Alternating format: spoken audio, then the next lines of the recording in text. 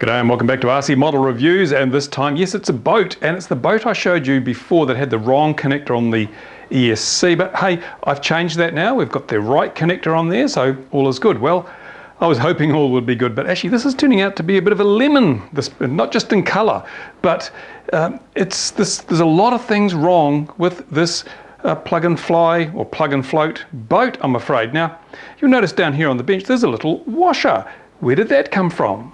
Well, here is the rear end of the boat, and as you can see, we've got the little propeller here that spins around, of course, and there's a little drive dog here which engages on the shaft. It's a threaded shaft, but it has a machined flat in here for that grub screw to engage to hold that drive dog so that it's not going to fall off. Now, you'll notice that the brass shaft comes right through as an aluminum holder, then there's another brass bit there. Well, this little looks like Teflon washer is supposed to go between the drive dog and the back of the shaft, but as you can see, no matter how much pulling and pushing I do, there is no gap in there at all. In fact, when I got the boat, the little Teflon washer was in place, and so I basically tightened up this grub screw, which wasn't actually in there, in a separate bag, put the grub screw and tightened it up, and suddenly the shaft would not turn, because as you tighten the grub screw, the position of the milled slot on the shaft means it actually pulls the hub back towards the shaft housing, and everything gets squashed up, and the little washer was effectively acting like a massive brake, stopping everything from turning. So yeah, I have to leave that out. I've looked at ways of fixing this. There's no simple way, because I thought, well, maybe if I go up to the other end, I can move the shaft out a bit from the motor.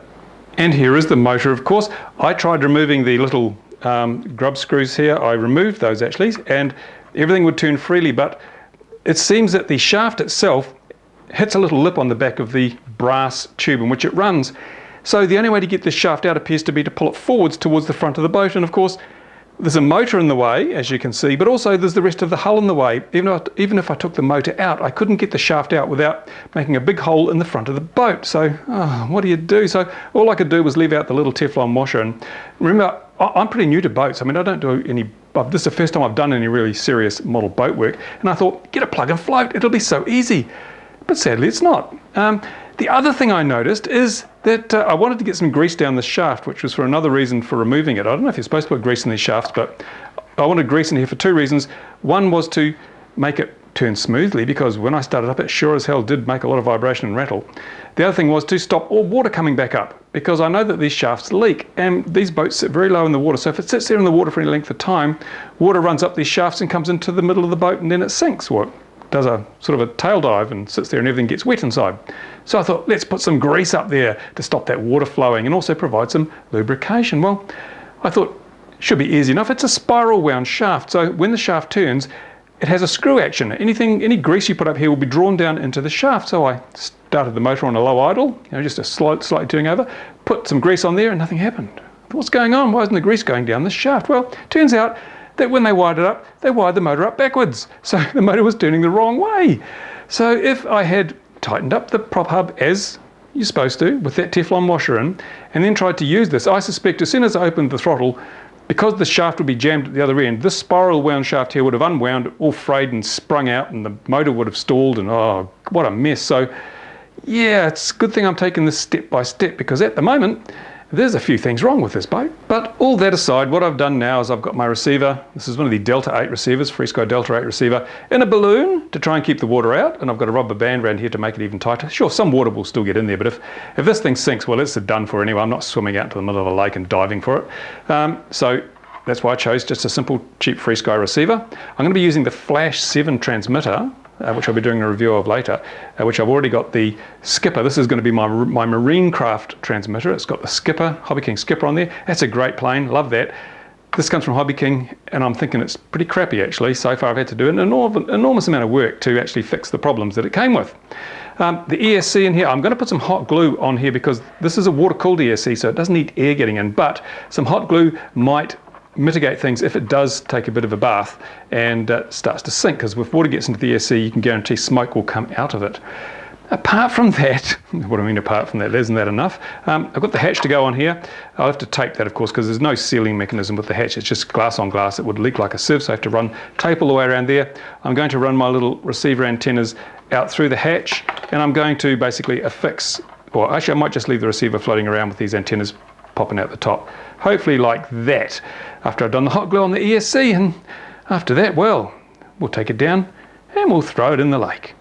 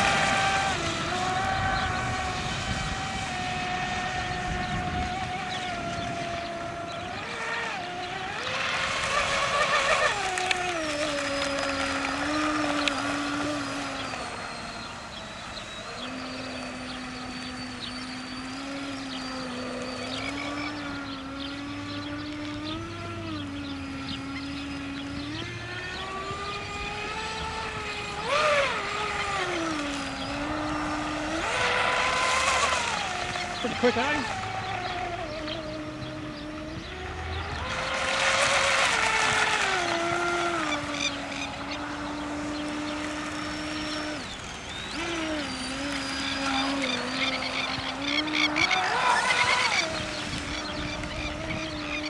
Can you come into us and then go down the lake as fast as you can? I can zoom in to keep up.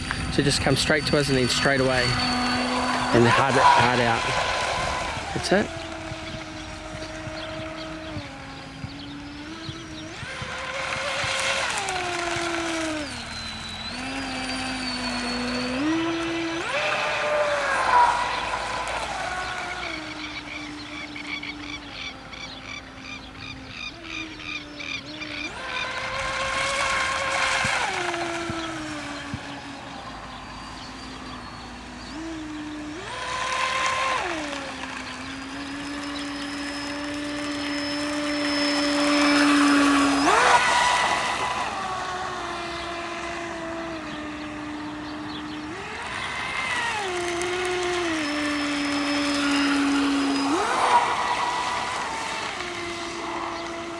I'll bring it in there because it's fired already.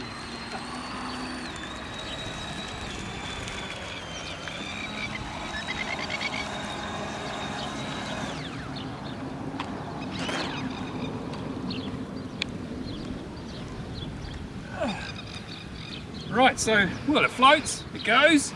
Not much to grizzle about there, it's quite quick. Handling's a bit funny, tends to dig a sponson, and if you're going a little bit too slow and it jags around, probably needs a dagger board or something, one of those little keel fins, little fins out on the pontoons. But yeah, I'd say once you've got the problems out of it, this thing actually doesn't perform too badly.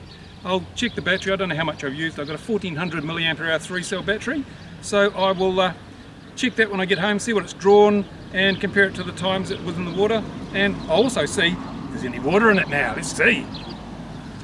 This tape's a bit of an issue. I believe you can get much better tape than the tape I'm using, but this is just good old book tape. It's a clear plastic tape used for protecting books and covers from all sorts of stuff. Let's see what happened. Did it actually keep it dry inside? Oh, can't see any water in there. Oh, yeah, there is some water.